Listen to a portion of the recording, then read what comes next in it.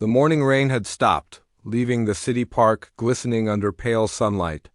Droplets clung to the metal bench like tiny diamonds, and the air smelled fresh and clean. Thomas Mitchell sat alone on his usual bench, watching the world wake up around him. His expensive suit was perfectly pressed, his silver hair neatly combed, but his eyes held a sadness that money could never fix. Thomas came to this park every morning before work.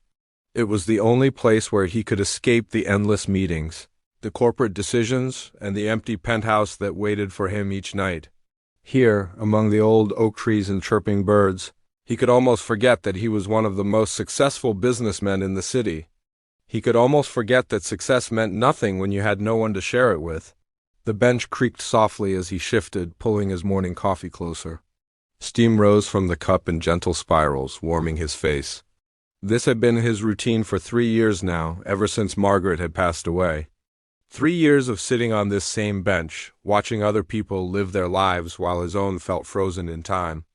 A small cough broke through his thoughts. The little girl shrugged, a gesture far too mature for her age. "I get tired a lot. The doctors say it's because my blood isn't working right. Mama used to bring me to this park when I felt sad.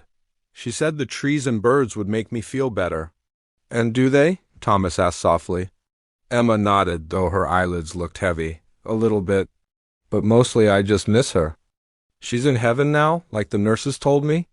And I live with my aunt, but she works a lot. Sometimes I come here by myself when I feel too sick for school." Thomas felt something crack open in his chest.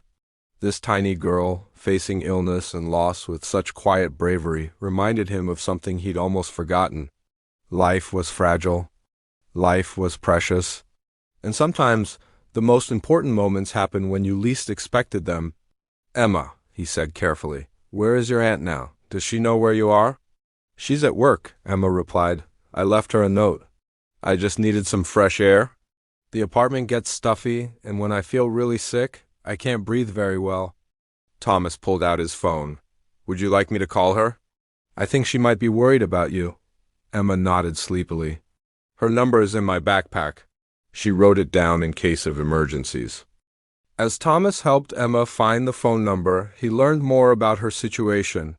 Her Aunt Sarah worked 2 jobs to pay for Emma's medical treatments. They lived in a small apartment across town, and money was always tight.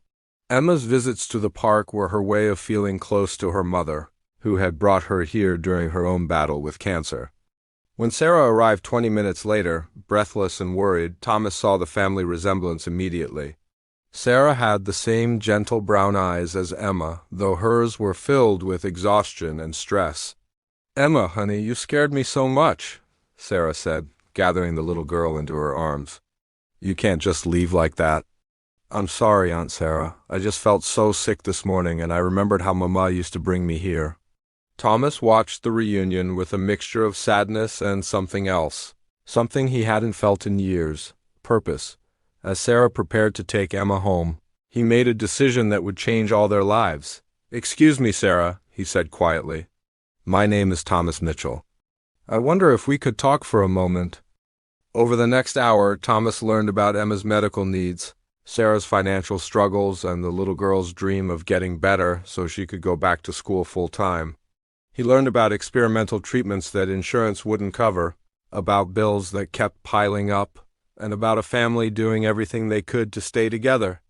Thomas had spent years building his business empire, but he'd forgotten what it felt like to use that success for something truly meaningful.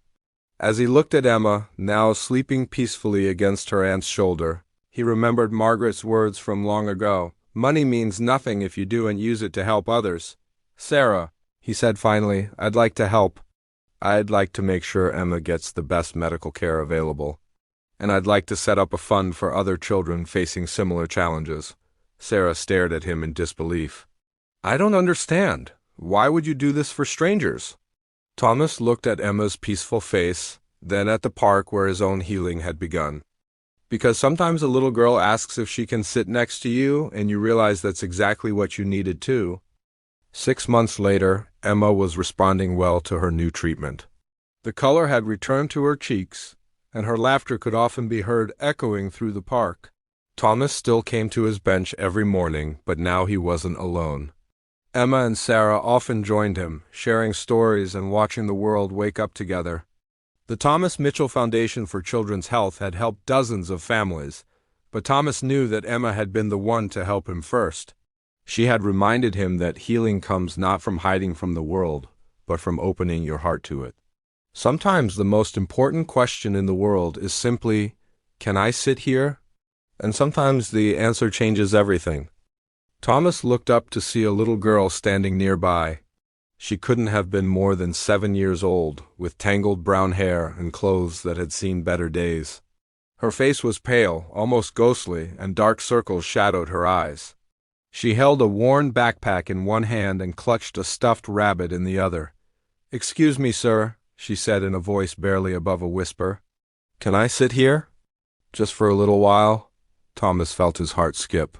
The child looked so fragile, so tired. He quickly moved his briefcase to make room on the bench. "Of course, sweetheart. Please sit down." The little girl climbed onto the bench carefully, as if every movement required great effort.